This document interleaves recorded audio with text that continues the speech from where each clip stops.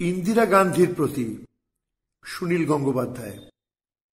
প্রিয় ইন্দিরা, তুমি বিমানের জানলায় বসে গুজরাটের বন্যা দেখতে চেয়েও না। এ বড় ভয়ঙ্কর খেলা। ক্রুদ্ধ জলের প্রবল তোলপাড়ে উপড়ে গেছে রেল লাইন, চৌচির হয়েছে ব্রিজ, মৃত পশুর পেটের কাছে ছন্নছাড়া বালক, তরঙ্গে ভেসে যায় বৃদ্ধের চশমা, বৃক্ষের শিওরে মানুষের আপাতকালীন বন্ধুত্ব। এইসব টুকরো দৃশ্য এক ধরনের সত্য, আংশিক কিন্তু বড় তীব্র। বিপর্যয়ের সময় এইসব আংশিক সত্যই প্রধান হয়ে ওঠে। লক্ষ্মী মেয়ে, তোমার এ কথা ভোলা উচিত নয়। মেঘের প্রাসাদে বসে তোমার করুণ কণ্ঠস্বরেও কোনোদিন কোনো সর্বজনীন দুঃখ ধ্বনিত হবে না। তোমার শুকনো ঠোঁট কতদিন সেখানে চুম্বনের দাগ পড়েনি।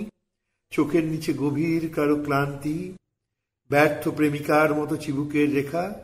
কিন্তু তুমি নিজেই বেছে নিয়েছো এই পথ। তোমার আর ফেরার পথ নেই প্রিয়দর্শিনী। তুমি এখন বিমানের জানলায় বসে উড়ে এসো না জলপাইগুড়ি, আসামের আকাশে। এ বড় ভয়ঙ্কর খেলা, আমি তোমাকে আবার সাবধান করে দিচ্ছি।